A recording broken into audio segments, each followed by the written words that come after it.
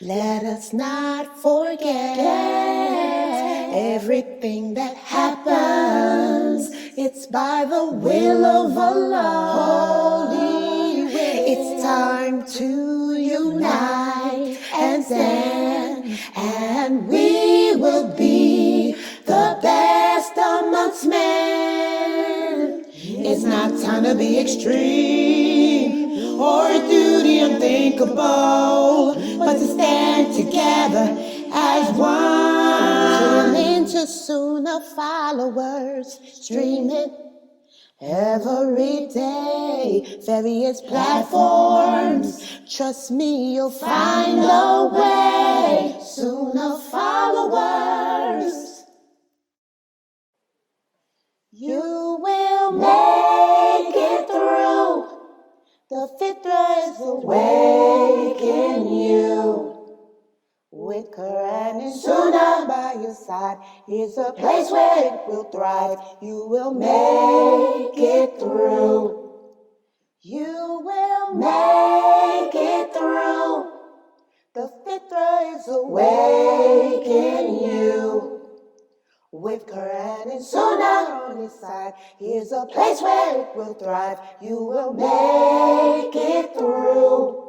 With Quran and Sunnah on his side, here's a place where it will thrive. You will make it through. Inna alhamdulillah, wa salat, wa salam ala wa rasulallah. Welcome everyone to our Aqidah class. This is our first class for today.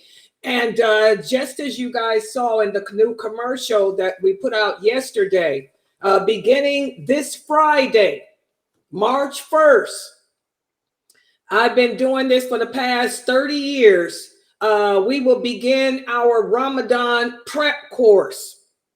And it's the first week before. I know in the ad, she said the first week of Ramadan. It's the week before Ramadan. She always, Geechee, you always make a mistake. I keep telling you to write stuff down. I just heard it. Yeah, but it's the week before Ramadan. From March 1st until the beginning of Ramadan, I'll do the prep classes. And then every day until the end of Ramadan, this class, which is our Aqidah class, will now become the fiqh of fasting. Because if you guys stick with us here at Sunnahfollowers, continue to join this class every day, I will walk you through Ramadan. For those of you who are new shahadas, this is your first year fasting. For those of you who have been Muslim all your life, but you haven't been practicing the deen correctly, this will be the best Ramadan ever because I will take you through it. So starting this Friday, I'm going to go over just, a brief for the first 7 days before Ramadan. The next 7 days before the first week, that week before, I'm going to go over why we fast, the virtues of fasting. I'm going to also speak about who is obligated to fast and who is not obligated. I'm going to also give you a brief thing on what breaks the fast, what things do not break the fast. And then when Ramadan actually comes in, and by the way, Ramadan does not begin until the moon is sighted. And we're going to talk about that too, because there's always the great fitna every year. You got some Muslims out there who have innovated. They think it's okay to look for local sightings when the Prophet Muhammad never told us any such nonsense.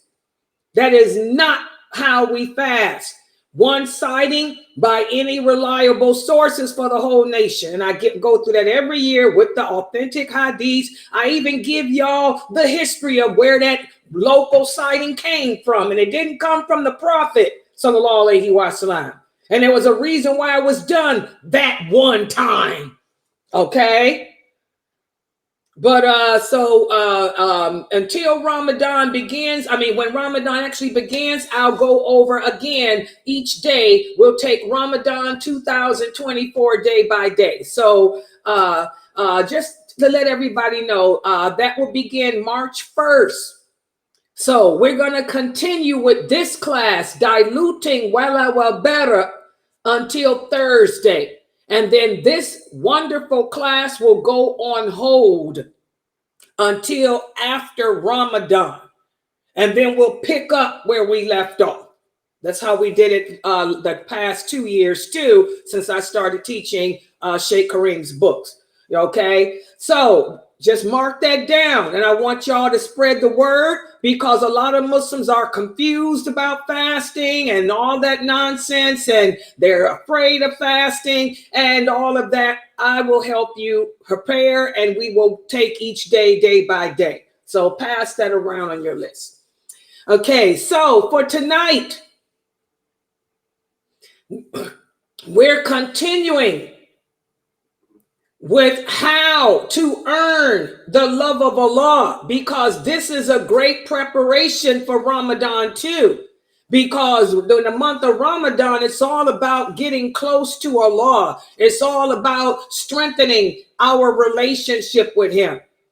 So again, this class here is also a great prep, a great Ramadan prep, because your fitra has been ignited, inshallah. For all of you who've been listening to me, come into my classes every day, your fitra should be strong right now. It should have been awakened. And now what we're doing is trying to nourish it, prepare it, keep it, help it on its journey towards Allah. And we talked about how the way to keep your fitra awake is by, first of all, developing love for Allah. And we talked about yesterday how that's going to entail a lot of sacrifices.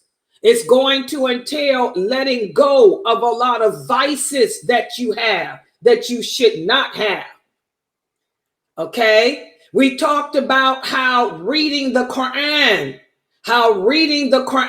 and pondering the meaning of it in whatever language you speak, how that becomes the first step in feeding the fitra of your heart and helping it to stay awake and helping it to find its journey back to Allah. This is why the Prophet sallallahu alaihi wasallam tells us to be consistent in reading the Quran. And that's also, I'm going to talk about that more later this week. But a lot of people ask the question, they ask me, Sister Layla, during the month of Ramadan, do we have to read the Quran? The correct answer is no. The correct answer is no. The correct answer is no. Your fast is not contingent. Your fast is not contingent on the Quran. So if you never read the Quran at all while you're fasting, your fast is not contingent on that. However, reading the Quran and pondering its meaning is something that the Prophet encouraged the companions and encouraged us to do during the month of Ramadan. Why? So that we don't lose it. We don't forget it. We don't become like the Christians and the Jews who never pondered their books. So even if you're pondering the Quran once a year during Ramadan, that's better than never. Okay? But you don't have to worry about that. Because again, if you join my class every day during the month of Ramadan at 6 p.m., we will be pondering the Quran, because in all my lectures, I always have some verse of the Quran to be pondered. So you'll be getting the reward of the Quran by coming to my class at 6. Just like you're getting the reward of the Quran by being here now, because everything, Aqidah is based on the words of Allah. And as you guys know, in all my PowerPoints, there's always some verse of the Quran that I break down the meaning of. And look at the blessings we're all getting for that. So you don't have to worry about that. But to answer that question, no, your fast is accepted whether you read the Quran or not. And we'll speak more about that in detail later on next week. Okay? But that's why we at least read it at least that once a year, so it remains fresh and alive in your heart. But I hope you guys, well, none of you are waiting a year, because again, coming to my classes all year round, you are pondering the Quran all the time. Okay, so that's the number one way of keeping your fitra awake, by pondering the words of Allah. The Quran is the words of Allah. Those are his words that he sent to us. His words represent his guidance, his laws, his rules, even stories from what happened to the people of the past. It's conveyed through his words. So today what we're going to do is speak about another way to earn that love for Allah. Because again, you will never be a true believer until you love Allah more than anyone and anything, more than yourself, more than your husband, more than your mother, your father, your children, your money, your property, your cat. You have to have this love for Allah. And as that love grows, you will find it easier to submit to him. That's what being a Muslim is all about, total submission to Allah. You'll find it easy to submit and wear a hijab, to submit to him and pray your 5 prayers, to submit to him and fast this month of Ramadan. Because there's a lot of Muslims right now hopping around on the internet looking for a fatwa to get out of fasting. Oh yeah. I talked about the pregnant women yesterday. I got a lot of sisters I know who work hard to get pregnant thinking that they're exempt from fasting. Well, guess what? You got to fast, sweetheart, whether you pregnant or not. And we talked about that yesterday, and I'm going to go into more detail about it next week. But even if you pregnant, you have to fast unless your Muslim doctor, your Muslim doctor has diagnosed you as a high risk. In that case, you got to pay money. And that money ain't cheap.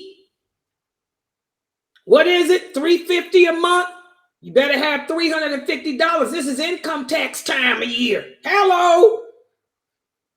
You better set aside $350 out of that income tax to pay your ransom with. Just letting you know. Ain't nothing for free. Paradise ain't free. What did the Prophet Muhammad sallallahu alaihi wasallam say? You have to work for it. You got to earn paradise, baby. So even if you're exempt from fasting because you fall in the category of ransom, you better set aside $350 out of that income tax to pay that ransom. Oh yeah. We'll talk more about that next week too. But anyway, so subhanAllah, earning, once you end up developing that love for Allah, the same type of love that the companions had for him, which is why Mani, I did the story of Mani yesterday. She sacrificed Mu'ad. When the Prophet sallallahu alaihi wasallam arrived in Medina, she committed her son, her teenage son. She said, "Oh Mu'ad, I want you to follow this man around. I want you to learn everything he says, everything he does. Learn from him."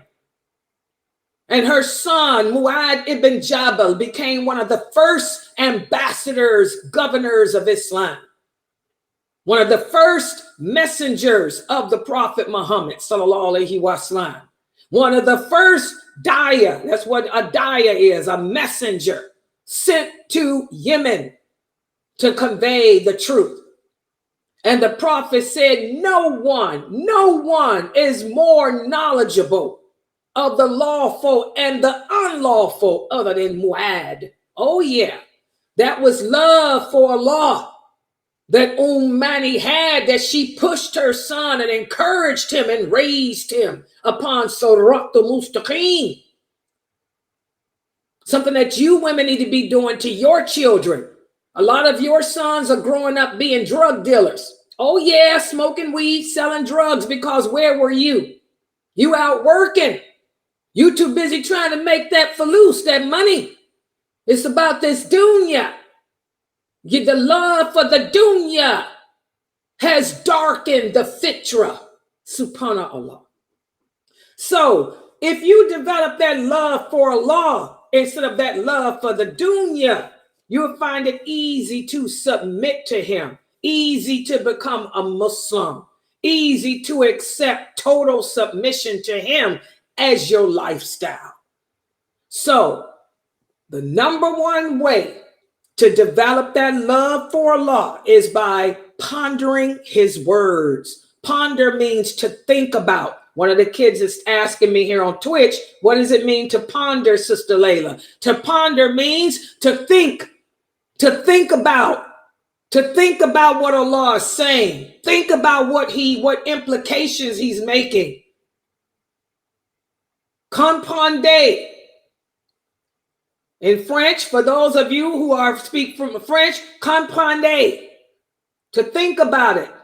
Okay? Réfléchissez. There you go. Réfléchissez. Comprenez maintenant? Réfléchissez avant de parler. That's something that your mother probably told you. Réfléchissez avant de parler. Think before you speak. That's what that means in English for those of you who speak English. Something my mother used to tell me. Réfléchissez avant de parler. Well, that's what it is. Réfléchissez quand vous étudiez le Coran. What did I say in English? Think when you read the Quran. Think when you read the Quran. Yeah, I speak French. My mother's Creole. Viking. Hello. All right. So that's something very important. Pondering the meaning of the Quran. Well, right now we're going to speak about another way to develop that love for Allah. Another thing that we can do that will cause us to love Allah more than even ourselves. And I want everybody to take out their books, Diluting Wala Wal Bara Volume 2 by Sheikh Karim Abu Zaid, and turn to page 125 because that's where we will begin today. And let me set it up. Y'all know I changed the background. I'm still working it. Y'all know we gotta work it. And by the way, guys, we need your donations so badly here at Sunnahfollowers. SubhanAllah, this is the end of the month because there's only 28 days in this month, right? Or is it 29 leap year? I don't know. But it's over. And the streaming bill is coming out tomorrow. I got a donation from, by the way, if Sister Sarah can hear me, may Allah bless you. Sister Sarah sent us a donation that took care of the expenses, the last of the expenses for this month. Okay, but now we start all over again. Every month we got to come up with the same amount. The streaming bill is always that number one bill, and y'all know what that is, $300. So please, guys, donate to support this dawah effort. Okay, and let me put this up here. Okay, I'm gonna do it now. I'm gonna set it up so y'all can see. And by the way, with these new I can't post them up because I'm getting ready to did you guys tell me that this gets in the way, the ticker, Mina? Did she say the ticker gets in the way yesterday? Yeah, it get in the way sometimes. It depends on your PowerPoint. So yeah, it do. Take it down. Okay. Let me take the because I want y'all to get the screenshots of this. So let me remove the ticker. Where is it at? Now, when I put that thing at the top, does that be in the way too? Mina, did we try that before? Because I do want them to see where to donate, how to donate. Wait a minute. Let me see. Let me show you. Mina, let me do this. Tell me if this is going to be in the way. Which one did I make for the, like that? Is that in the way too? You got to give it a second. Let me try. Let me put a PowerPoint up so you can see. Hold on, guys. Let's see if that. And by the way, if this doesn't, Sister Layla. Huh? You froze on YouTube. If it doesn't get in the way, at the top, www.paypal.me/Sunnahfollowers. PayPal me. That's the link to make a donation. Okay, let me see. I'm gonna first of all go to you guys on hold on, guys. Let me go to Zoom. I want her to see if this is gonna get in the way. So let me share her to my PowerPoint. And then wait a minute. Okay, I shared that to the PowerPoint. Now I'm gonna come back on here. Click on, what do I click? This. I click here, allow. Okay, now I come here. Y'all let me know if this is going to be in the way. Okay, can y'all wait? Let me make a big screen. This should be good, right? Because that's the PowerPoint is going to be where this thing is, where that orange is. Let's make sure. Let's see. And by the way, if this doesn't get in the way, that link at the top, PayPal me /Sunnahfollowers. You know, that's where you donate. Let me make it bigger screen. And y'all let me know if this gets in the way of the screenshots. Because I want everybody to take screenshots. But now what about it? Is it in the way now, Amina? No, it's not in the way. Okay, good. So I'll keep that up. So that link at the top, www.paypal me /Sunnahfollowers. That's where you go to donate using PayPal, guys. Or you can Zelle at is my I don't have my Oh yeah, it is in a way, Sister Layla. But that let me make sure though, because the PowerPoint is not going to be up there where Kareem Abu-Zaid's head is. Okay, then no, it's not. Yeah, I don't have nothing up there. It's going to be like this here. Okay, so this is a picture of the book, guys. That's the picture of the book. And make sure that for those of you who don't have it, you go to Amazon.com and get it. And today we'll begin with pages 125 through 128. And we'll be speaking about how another way to earn the love of Allah is through doing voluntary actions or voluntary deeds. A lot of people ask, why do we do the things we don't have to do? We're going to talk about why. Also, another thing that if we do that will increase our love for Allah is to remember him. And I don't mean just remember him, but think about the blessings he's given you and all of that.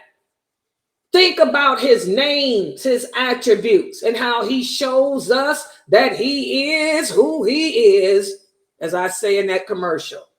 And also by making him the priority of your life. This is what me and Sheikh Morsi were speaking about. When you sisters ask, if my husband tells me to cover my face to please him, should I do it? And me and Sheikh Morsi told you no, because Allah doesn't accept any good deeds unless they're done solely to please him. If you made Allah the priority, you would never consider pleasing anyone over him. So we're going to talk about that because these are things that will cause us to have that love for him. So let's take a look. Yeah, ain't none of them going to be up like that. They're all going to be down here. Okay, so let's first talk about the power of doing good deeds, voluntary actions of worship. What's a voluntary action of worship, first of all? And by the way, take screenshots when I got all the PowerPoint up there. A voluntary act of worship is a prayer that I don't have to pray. For example, the Sunnah prayers. We do not have to pray the Sunnah rakats of anything. We do not have to pray the Sunnah rakats of Dhuhr, the Sunnah rakats of Maghrib, the Sunnah rakats of Fajr. Allah is not going to punish you for that. These are voluntary actions of worship, but I don't have to do it. Another example, making Hajj more than one time. We are only obligated to make Hajj once in a lifetime. You don't have to keep making it over and over again. But, so again, a voluntary action is something that we do that we don't have to do. But by doing it, it brings about a lot of benefits. Number one, it makes you develop love for Allah. We have this beautiful hadith qudsi. And what's a hadith qudsi? A hadith qudsi is a narration that our Prophet sallallahu alaihi wasallam told us, but the words came from Allah. It's something that Allah told him through a dream. And in turn, the Prophet woke up and shared it with us. So they're the words of Allah conveyed to the Prophet sallallahu alaihi wasallam in a dream through the angel Jibreel.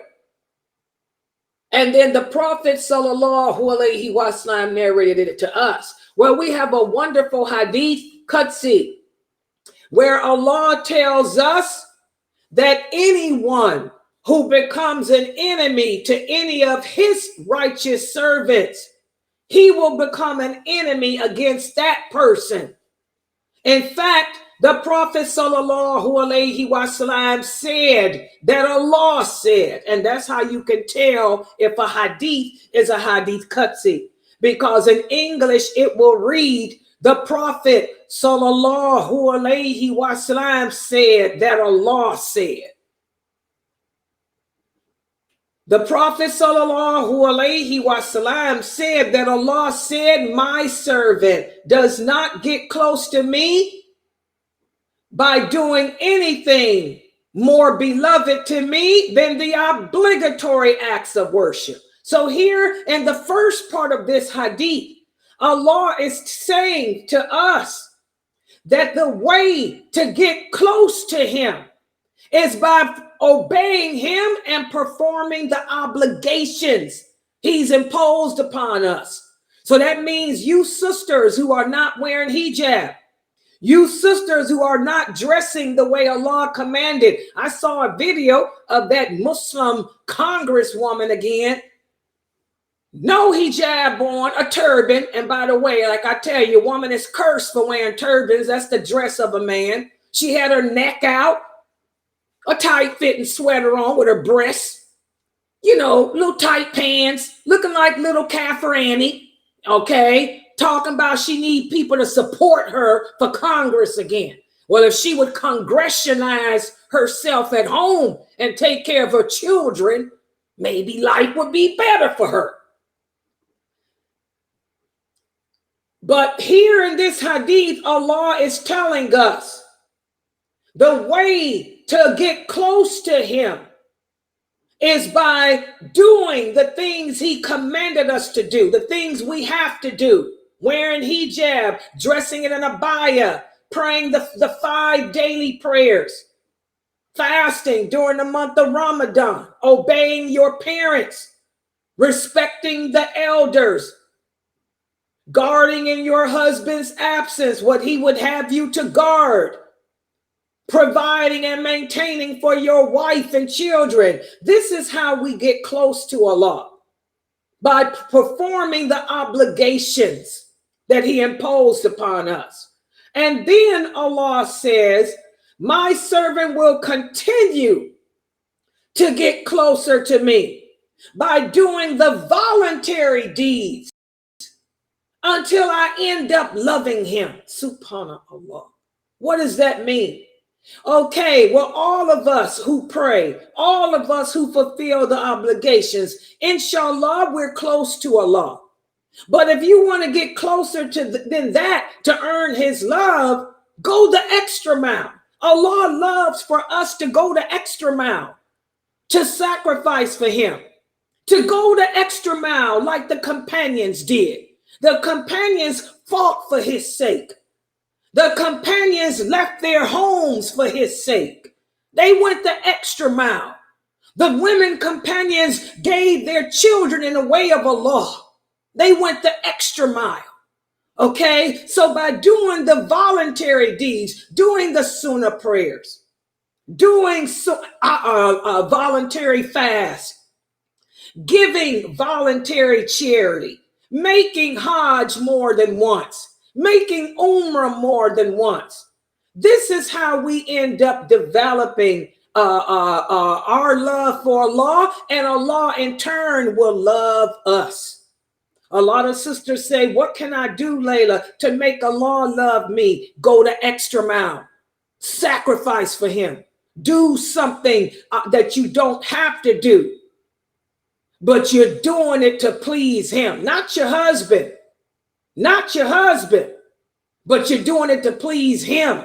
That's how you earn his love. And then Allah tells us when he loves you, it's not like anyone else's love. I tell you guys, love doesn't hurt. Love is not meant to hurt. Love is not supposed to hurt. Allah says when he loves you, how do you know? Because he becomes your ears with which to hear. What does that mean? That means Allah got your back. He hears the people when they plot and plan against you. The same way he heard the Quraysh when they plot and plan to throw that rock on top of the Prophet Muhammad sallallahu alaihi wasallam. And also Allah says, when he loves you, he becomes your eyes with which to see. What does that mean? That means he can see what you don't see. He see when your co-workers have meetings to try to set you up. He sees what they're doing and he foils their plans. He sees your neighbors attempting to steal your car and he ends up foiling their plans. And also Allah says when he loves you, he becomes your hand with which to strike. That means he got your back. When the people that's trying to harm you, he end up harming them. The people that slander you, they slander your children, they slander your family. Allah gets revenge. He gets avengement. He ends up taking them down, causing them to lose their home, causing them to even lose their lives. And also he says when he loves you, he becomes the foot with which you walk. In other words, again, he's got your front. He's got your back. He's got your side. He makes it possible for you to accomplish whatever it is you need to accomplish. He makes it possible for you to get where you need to be. That's love. Y'all see that? That's love. Love don't hurt. And Allah goes on to say, and also, if he loves you, if you were to ask him for anything, he will give it to you. If you would ask him to protect you, he'll give it to you. I got some students who suffer with schizophrenia. And they always think that somebody's out to get them. Somebody's trying to kill me. Somebody's trying to hurt me. Somebody's trying to set me up. Sister Layla, if I do this, if I do that. And I always tell them, look, you got to trust in Allah. Just trust in Allah. If you really believe somebody is trying to kill you, brother, just make your own dua. The best supplication is the supplication that comes from your heart. Just raise your hands and say, oh Allah, protect me. That's all you got to say. Because as Allah says here, he will give you protection if you seek it. He also goes on to say that if he loves you, he does not hesitate in anything as he does in taking the soul of a believer, because he knows that the one thing that we fear as humans is death. And Allah doesn't want to hurt us. Again, love doesn't hurt. That's why I tell the old women in my website who are broken. I got a lot of old broken women.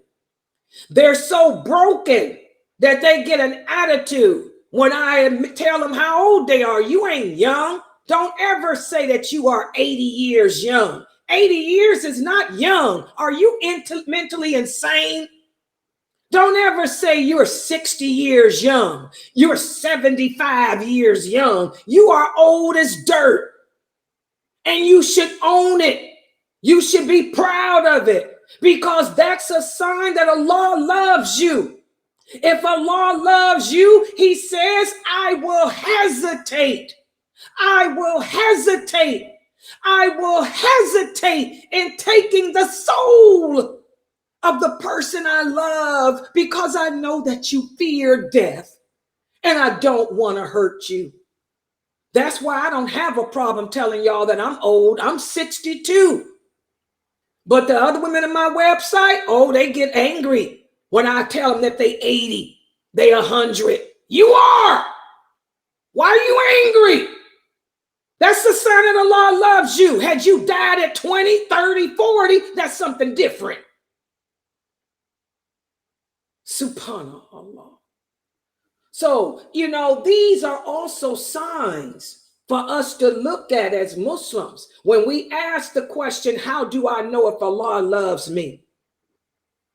These are signs. He blessed you with a long life, hasn't he? He's protected you from those who tried to harm you, hasn't he? He's given you, answered your supplications, hasn't he?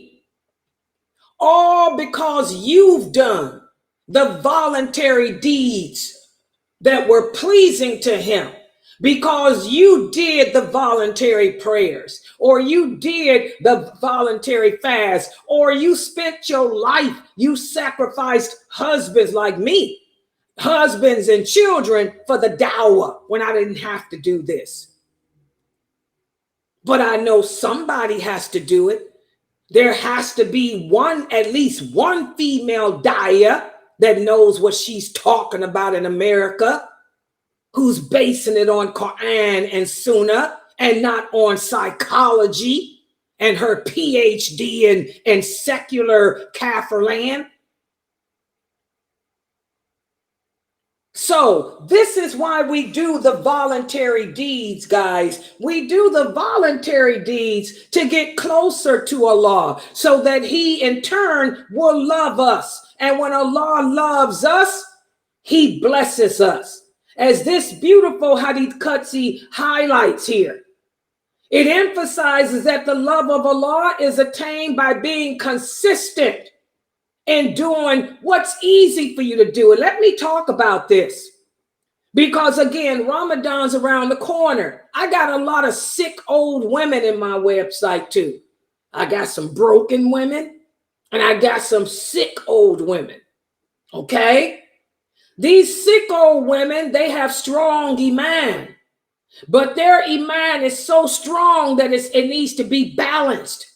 They'll try to fast, knowing that they can't fast because their health is bad, that they fall in the category of paying a ransom. But they'll listen to their personal jinn and make life hard and difficult for them, and could possibly kill themselves by trying to fast. Allah likes for us to do the voluntary deeds on a regular basis and to do them according to our capability. For example, myself, I don't do voluntary prayers because it's hard for me. Okay? I don't do voluntary fast either because my sickness won't allow that. But look what I do. It's easy for me. It's easy for me to teach Islam. This is where my heart is. So I spend all day and most all the night conveying Allah's message. I struggle with balance, but alhamdulillah, most of the times I have it balanced out. Okay, so this is my voluntary act of worship. Giving dawah is an act of worship. It's the same as praying. It's the same as fasting. I get the same reward teaching this deen to you guys that a person would get fasting, that a person would get praying, that a person would even get making hajj. This is easy for me. And that's what the Prophet sallallahu alaihi wasallam told us in another hadith. He said, do the good deeds on a regular basis and do them according to your capability. Allah doesn't like for us to make this religion hard. upon us. So you older sick women, I don't want to hear about y'all trying to fast this month like we went through last year. A lot of y'all fasting and ending up in ER. You don't fast. If you fall in the category of the ransom, pay the ransom. The ransom is your fast. The same with the schizophrenia people. I got a lot of schizophrenia people here. Don't even try to fast because it's going to make you become chemically imbalanced and you'll be trying to kill yourself. Don't fast. Pay the ransom. Subhanallah. It's income tax time. Take $300 and set it aside. Subhanallah. So this hadith tells us that by doing these voluntary deeds, it brings us close to Allah, and He ends in turn loving us. And once Allah loves you, He becomes your protector, your provider, and He will respond to your supplications. And also this hadith serves as a testament to the boundless mercy and rewards that will await for those of us who consistently do voluntary actions of worship. That's why I'm consistent with my dawah, because that's how we earn the love of Allah. So, voluntary deeds and reading the Quran, these are great ways to end up earning or causing Allah to love you, and in turn, it'll increase your love for Him. And another good thing that will increase your love for Allah is to remember Him on a regular basis. Consistently remembering Allah in good times and in bad times. This is a great way of nurturing your fitrah and deepening your love for Him. And we don't just remember Him with words, but also think about His presence. Think about His attributes and how our actions align with His guidance. Think about how, subhanallah, Allah makes no mistakes. Allah made all His laws for our betterment. That's what I think about Allah. Allah knows His creation better than we know ourselves. That's why He commands the Muslim woman to make her voice loud publicly, because it's intimidating. Let me share something with you guys. You know, I went into the Starbucks today to get me a coffee. All right. And it was me and about 3 or 4 other women standing there waiting on our order. You know, I was trained to be aware of my environment, my surroundings. I noticed that there was this man standing up against the wall, and he was checking everybody out. He was checking out me. He was checking out the other 3 ladies. And I'm like, he don't look like he's all there. And as the women, the barrister was making the coffee, okay, she called the first woman's name Dorothy. And that woman didn't say nothing. She just went and got her coffee cup. Then she called the next woman's name, Alicia. Yes, I'm right here. And she went and got her coffee. Then they got to my name, Layla Nashiba. I said, hey, because they know me anyway. I said, hey, right here. Y'all know my loud voice. I said, thank you. I said, girl, did you put my caramel in there? She said, yep. I said, no whipped cream, right? She said, and it's low-fat milk. I said, thank you. And all 3 of us walked out the door at the same time. I got into my SUV and I happened to look around. That man that was standing up against the wall, he was following the girl that didn't say nothing.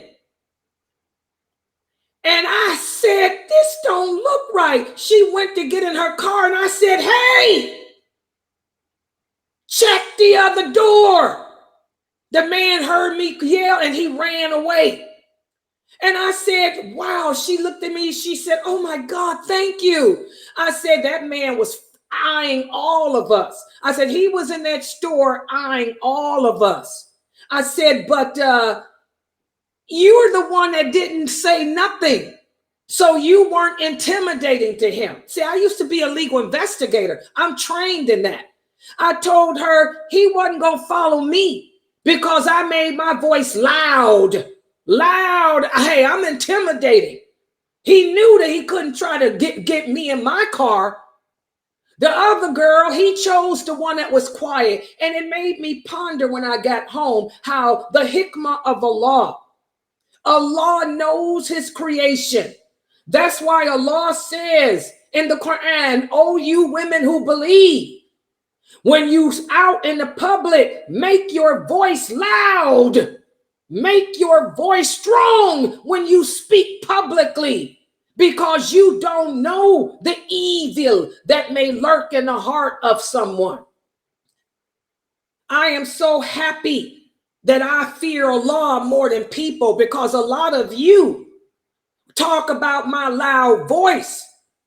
I'm loud like this on the internet because Allah commands me to be. I am a da'iyah.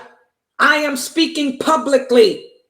Even though I am behind my screen, even though I am dressed according to the laws of Allah, but you never know what sick perverts are out here on the internet. So I have to make my voice loud and strong. I have to do a little hip hop every now and then. I got to pretend that I'm tough and rough. It's called intimidation. So that'll turn away any sick peeping Tom that thinks he can make a move on Layla Nashi. But y'all see that? That's his hikmah, the wisdom of Allah. Ain't no man gonna try to be Spider-Man and climb up to my doors, my window, because he gonna get roundhouse kicked out. Okay? Y'all need to stop criticizing people and instead learn the deen. Allah says to all of us women, when we are speaking publicly, that means on the internet, that means at your job, that means at school. For my students, when you're in school, make your voice loud. Make it intimidating. It's not anger. A lot of people listen to me and say, oh, she's angry. I'm not angry. I'm intimidating. And that's deliberate. That's a conscious move on my part. I am a communication specialist. That's what my degree is in. Trained in broadcast journalism. I know how to shake your heart. And I know how to put that fear in it. And I know Allah is Allah, and I obey him. So that's an example of not just remembering Allah's words, but also contemplate how our actions align with his guidance. How he knows his creation better than we know ourselves. He tells us Muslim women to cover up for a reason. He tells us to make our voices loud when we're speaking on the internet or speaking anywhere other than in the home with our mahrams this way on purpose. Because men are men and there's sick people out there that can hurt you. And I don't boycott Starbucks. The Prophet Muhammad didn't boycott no food, and I don't either. And by the way, guys, Starbucks does not support Israel. And by the way, guys, Starbucks is a franchise. And by the way, just 3 months ago, the company of Starbucks put out a memo saying, where did the idiots get this idea that we're with Israel? They said, we don't support no murders of children. And we are a franchise. Starbucks is owned by a black man. It's not owned by no Israelite. Okay? I'm getting ready to buy a Starbucks, guys. And you know I don't support no Israel. It's a franchise. And it's owned by whoever bought it. The one I go to is owned by an African American man. Hello? Whose niece is Muslim. So y'all better get it together with that stuff. That boycott, if you want to boycott, that's your business. But Islam doesn't command us to boycott nothing. The Prophet Muhammad didn't boycott food. He boycotted people. He boycotted people. So I'm not on that fanatical kick. Y'all can take that somewhere. Layla follows the Sunnah of Muhammad sallallahu alaihi wasallam and those companions. And Layla's got an education about what a franchise is. Because I'm getting ready to open up a Starbucks right here in Cuyahoga Falls. And it ain't got nothing to do with no Israel. It's my money, my store. Y'all understand that? So I don't want to hear no Starbucks stuff. This is why the non-Muslims make fun of y'all Muslims. Because like the Prophet Muhammad said, we don't have the intelligence that the Christians have. We're too emotional. Stop being emotional, people. And get a business education, number one. And number two, learn the Sunnah. Hello. So anyway, guys, let's get back to this. I get sick of you Muslims with that Starbucks. And by the way, CoverGirl too. As Queen Latifah said, Queen Latifah owns that CoverGirl makeup line. She said, I ain't got nothing to do with no Israel. She said, what you think I get the name Latifah from? She said, my father's Muslim. Get out of here. Y'all better get it together. Y'all better get an education. All right. So when we remember Allah, guys, think about his attributes, his names. Think about how his laws and his guidance. And by the way, Starbucks is an example. Nowhere does Allah say that you got to boycott a person that you fighting their food. The Prophet Muhammad did not boycott any of the food from the Jews that he lived with right there in Medina.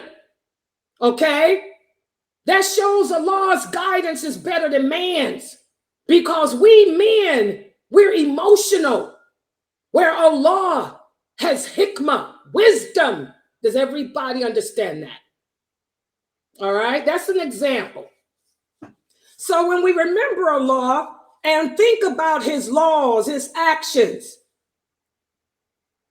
this increases our love for him. It also reaffirms to us our purpose in life. I was created to worship Allah. I was put here on this planet to be tested in my belief in him. Am I going to take what men say or women say over what he says? Am I going to take what people do today over what the prophet did? And the prophet suffered more than anybody. The companions went through more trial than any human being on planet Earth today. That's a fact. Everybody understand that? Am I going to deviate away from his sunnah to take some Sunni scholar? Am I going to deviate away from his example for some man's example today who don't even know probably how to treat a wife? Y'all got your wives covering their faces to please you instead of Allah. Brothers, wake up. Okay. So the more we engage in remembrance of Allah, the more our love for him will grow. Does everybody understand that? And that will deepen our connection with Allah. So I want you guys to remember, you want to develop that love for Allah. Sister Hope is one of the new shahadas here. That's one of the questions that she asked me. She said, Layla, how can I develop this love for Allah instead of this love I had for Jesus? Look around you. Think of how Allah's laws, like I just gave you an example of with the voice, how Allah, our actions align with his guidance. Everybody understand that? How man make mistakes, but Allah doesn't. He didn't make no mistake. Think about how Allah raised women up, Sister Hope. How Allah raised women up to the level of a man spiritually. How women have an equal chance at paradise just like the men do. When before Islam, women were looked at as animals. Okay, that type of stuff will help you to develop love for him. And again, we have this wonderful hadith. Listen to what the Prophet Sallallahu Alaihi Wasallam said, that Allah says. This is another hadith qudsi. He said, Allah says, I am as my servant expects of me, and I am with him whenever he remembers me. If he remembers me in himself, I will remember him in myself. If he remembers me in a gathering, I will mention him in a greater gathering. And when he gets close to me, the span of his hand, I will get close to him the length of a cubit. And when he gets close to me, the length of a cubit, I will get close to him the length of a fathom. And when he comes to me walking, I will come to him running. Subhanallah. Y'all hear this beautiful hadith? This is one of my most favorite hadiths. When I find myself getting depressed or feeling lonely, this hadith, I will read it over and over and over and over again. Because the believer is never alone. It's all about remembering Allah. We have some Muslims that say, Sister Layla, I make this certain supplication, but it doesn't work. Why come Allah hasn't answered my dua? First of all, that's why. Because you ain't being patient enough. Secondly, you got to believe in it. It's not going to work if you don't believe in it. When Allah says, if you remember me in yourself, I'll remember you in myself. You got to believe in what you're saying, sisters. If you don't think Allah is going to help you, then he won't help you. You have to believe he's going to answer you. And if ever we mention Allah in a gathering of others, Allah will mention us in a better gathering. What's that gathering? It's the gathering of the angels. Subhanallah. Remember, if Allah loves you, he tells Jibreel, and Jibreel will announce to all the other creations in the heavens to love you. And then the angels of mercy will descend upon the earth and cause the people here to love you that should. And here Allah is telling us, if you just take one step towards him, he'll take 1,000,000 steps towards you. This is why I'm always reminding you, sisters, Allah will never change the condition of a person unless that person takes the steps to change the condition of himself. Y'all understand that? You have to take the steps, sisters. Call upon Allah for help instead of complaining to your friends about your problems. Take it to Allah. That one step to Allah will cause him to come running to you. Does everybody here understand? So this beautiful hadith highlights the relationship between the person and Allah in the regards to remembrance. It emphasizes that Allah responds to the remembrance of his servants by getting closer to us. When a person remembers Allah in your heart, Allah will remember you amongst the angels. And this is why, guys, when you do make dua, we tell you to move your tongue.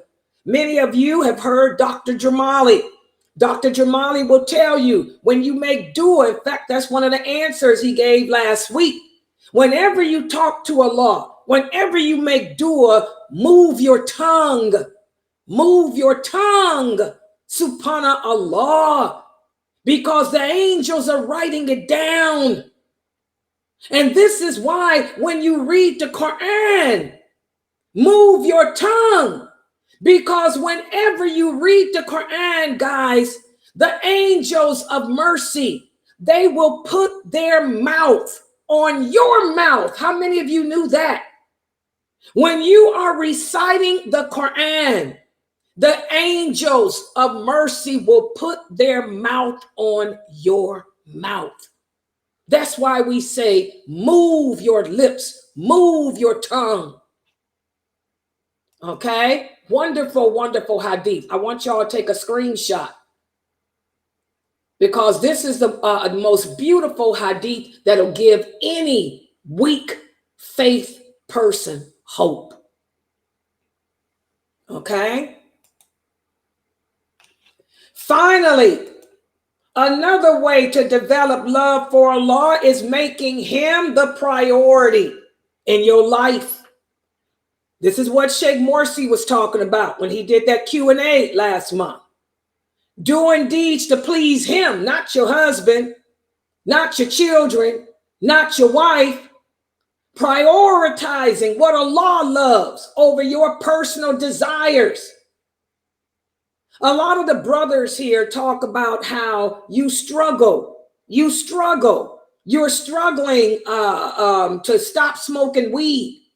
The reason why you can't stop smoking weed is because you have not made Allah's pleasure the priority in your life. To prioritize Allah's pleasures means that we obey him. We do what he commands us to do, and we stay away from the things he commanded us to stay away from. And this is hard. Remember, the road to paradise is not easy. It's hard. It's going to entail making choices. You're going to have to make choices. And the choices you make may not be what you want, but they are what Allah commands. So in our journey through life, we're going to often encounter moments where our desires and our worldly inclinations may conflict with what Allah loves and decrees. But during these critical junctures, we have to prioritize Allah's pleasure by obeying him. Allah says he hates everything that he made haram. So we have to stay away from that which he made haram. He loves everything that he made lawful.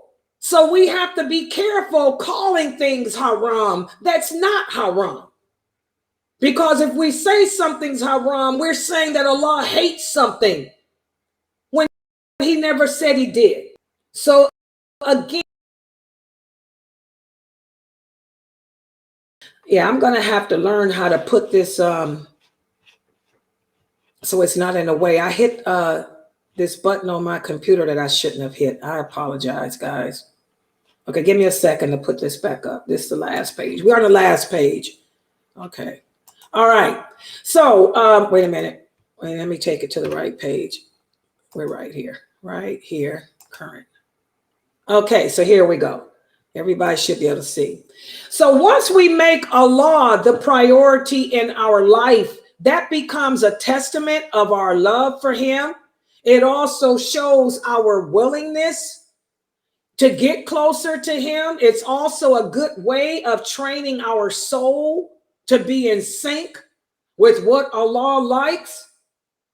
And by prioritizing what Allah loves, will work hard, better to harder to do the things he loves, like make the voluntary prayers, do the voluntary fast and all of that. And again, prioritizing Allah is not easy, because again, it entails listening to the fitra of the heart and saying no to your desires, saying no to your wants. Okay, but it can be done. And it can be done by being regular in seeking knowledge and understanding of Allah and his commands. And also by hanging around with strong practicing Muslims who can be a source of inspiration for you, and by fulfilling the obligations that Allah commanded us to do. Alhamdulillah. So now, here we go to the quiz. Let me put it up here. Inshallah, I want to make sure everybody can see the screen. Here's the first question. Y'all ready for it? You ready for it? Here it is. It is obligatory to pray the witr prayer. Is this statement true or is this statement false? What do y'all think? False. Does anybody disagree? False. Anybody disagree? Nope. Okay, you got any Dalil? Because a lot of people ask this question about the witr prayer. In fact, I have a brother here who just asked that question. What's the evidence? Because there's a madhab out there. There's a madhab that says that it is obligatory. One of the four imams said it. So what dalil do you have as to whether or not it's obligatory? This is what I was talking about earlier. Everything begins with and ends with what Allah and the Prophet said. Did the Prophet say anything about the witr prayer being obligatory? No. In fact, there was a hadith where a man came to the Prophet, and part of the hadith says the man asked him, tell me about the prayer. And the Prophet told him about the prayer. And the man said, if that's all I have to do, I will just make my 5 prayers. And the Prophet said, if you do that, then you can get paradise. Exactly. That hadith there is the dalil. A man came to the Prophet. He had just converted to Islam. He said, "O Prophet of Allah, tell me what is expected of me in regards to the prayer." The Prophet ﷺ said that you pray Fajr, Dhuhr, Asr, Maghrib, Isha. The man said, do I have to pray any other prayers? The Prophet said, no, unless you want to. The man said, then I will only pray those prayers. And he walked away. Is there another hadith? Is there another hadith from our Prophet sallallahu alaihi wasallam? That is the dalil. Prayer is not obligatory. Can anybody think of another hadith? There is another hadith where the Prophet sallallahu alaihi wasallam said to end our prayer with an odd number, and odd number is witr. Is that dalil? What is it? What is you? Are you answering? Are you saying that the witr is obligatory or not? The fact that he said to finish the prayer with an odd number, he did not say it was obligatory. He said to finish it with an odd number. That hadith doesn't apply to this. That's talking about the night prayer. I want to know, give me a clear hadith. A clear hadith. Remember, the lawful, the unlawful, obligatory, and not as clear like she gave. The Prophet was asked, what prayers am I obligated to pray? And he told him. And he didn't mention nothing about no witr. Witr just means odd number. Okay? Any other hadith? Come on, there's another hadith y'all should know. What do they have on YouTube? Because I can't see on YouTube. What's another hadith that is the dalil, the proof that the witr prayer is not obligatory? What do they have on YouTube, anybody? I know somebody got to know it. My students should know this. Okay, and Fatma must not be here. Let me go look and see. There's nothing on YouTube. Wait, let me log in on there. Y'all don't remember another hadith?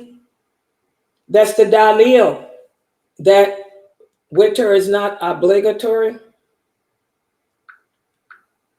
I remember the hadith of Zainab when she was saying the prayers in the masjid, but I don't know if it considered as this one right here when she was tying her. What about a hadith where the prophet was sitting with his companions and a man dressed in white came? Yeah. Y'all remember that hadith? I'm giving y'all a clue. And the man sat next to him and said what? He taught him the religion. He was confirming everything. That man was a messenger from Allah. No. Oh my God, y'all don't know that? Can't remember that hadith? The Prophet ﷺ was sitting with the companions in the mosque, and a man dressed in white with very dark hair came and sat next to him. He put his hand on his thigh and said, Tell me about faith. Okay, well, what else did he say? Oh my God, y'all. Y'all don't remember that hadith? I remember it, but no, you don't. If you can't say it. Okay, yeah. I don't. Hadith of Jibril, guys. The hadith of Jibril, when Jibril came to him and said, Tell me about the prayer. What was the prophet's answer when Jibril said, Tell me about the prayer? Y'all don't remember it either now? The Prophet ﷺ, Jibril asked him, Tell me about the prayer. The Prophet said, You have to pray the 5 daily prayers every day. Fajr, Dhuhr, Asr, Maghrib, Isha. That's the dalil too. The hadith of Jibril. You guys are going to have to remember these hadiths, man. We have more hadith classes than anything here. And I would say these same hadiths over and over, and y'all don't be listening to me. So the witr prayer is not an obligatory prayer. The only obligatory prayers are what? What are the only obligatory prayers, guys? Fajr, Dhuhr, Asr, Maghrib, and Isha. Exactly. Those are the obligatory prayers. Those 2 hadiths I just gave you are the dalil. Okay, we're going to talk about witr later during Ramadan because witr is part of the night prayer. Okay, all right. What about this? How do we prioritize Allah? How do we make Allah a priority? Anyone? By putting Allah first and foremost, making sure that every deed we do is to please Him alone and not anyone else. Okay, that's one way. By making sure that all our deeds are done for Him. Good job. Any other ways? By obeying His commands and staying away from His prohibitions. MashaAllah, now y'all on the road. By obeying Him, doing everything that He commanded us to do and staying away from what He commanded us to stay away from. How else do we prioritize Allah? By sacrificing for Him alone. By sacrificing for Him and Him alone. Good job. Any other answers? By fulfilling our obligations. Good job. By fulfilling your obligations. That's why those 5 prayers are spread out over the course of one day as they are. Because Allah wants you to sacrifice for Him. He wants us to stop what we're doing and remember Him. Good job. Now y'all made up for not remembering a hadith.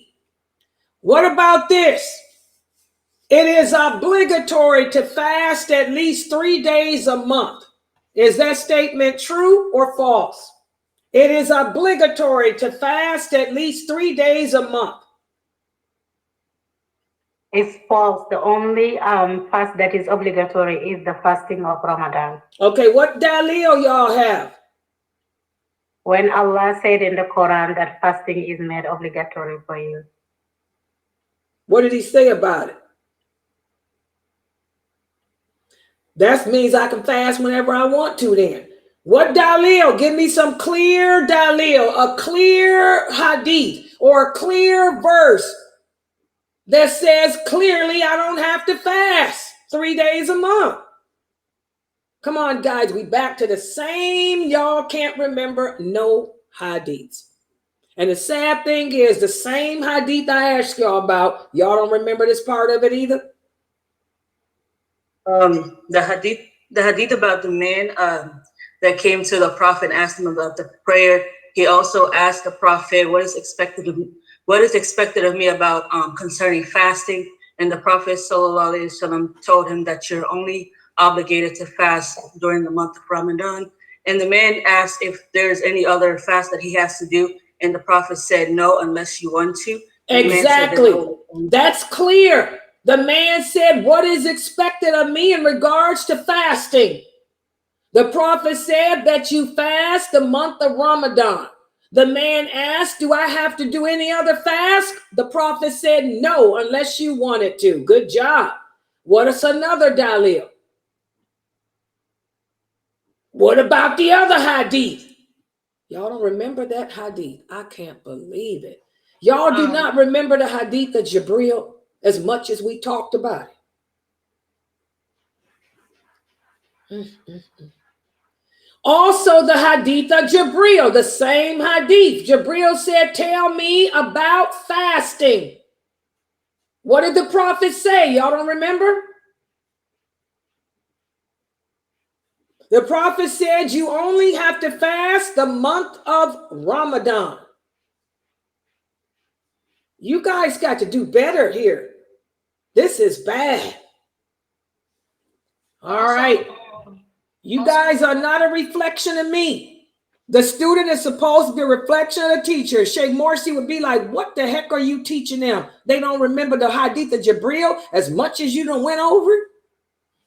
Guess not. And also, the prophet, based on fasting, the prophet, peace be upon him, said, our religion is based on 5 principles, and to observe the fast during the month of Ramadan is also one of them. Exactly. Good job. That's another dalil. MashaAllah. Good job.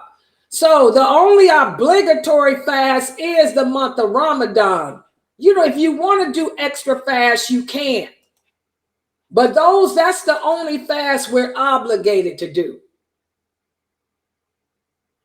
What about this question?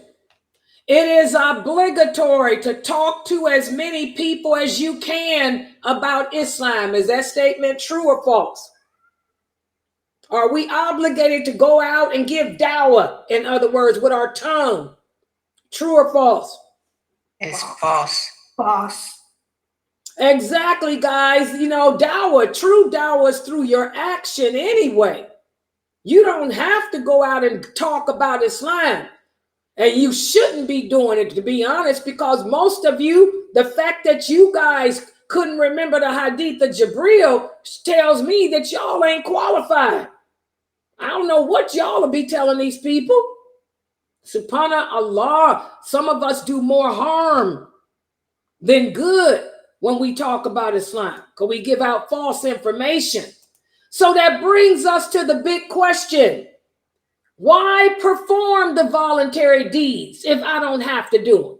Why should I pray the voluntary prayers? Why should I do voluntary fasts? Why should I sit up here on the internet like I do giving dawah if it's something I don't have to do?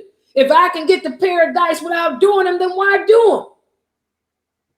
them? Because it will help us with our bad deeds and the sins we commit. It'll also get us closer to Allah and help us on the day of judgment. Okay, anybody else? Because you're actually doing the things that you do not have to do. What type of answer is that? I mean, I'm sorry, hold on. Don't get on me. Okay, so actually performing the voluntary deeds get you closer to Allah, because you're actually doing something that you do not have to do. That's what I'm looking for. We do the voluntary deeds to do so we can earn what? Earn what? Allah's love. Exactly. I want y'all to remember that. The voluntary deeds is what causes Allah to love you. And let me test y'all on another hadith. Exactly. Okay, let me test y'all on another hadith. You know, what has Allah promised? What did Allah promise the people that he loved? Can anybody remember that hadith? Paradise. That he would never allow the hellfire to touch. Good job, Fame. You know, it's all about earning the love of Allah, guys.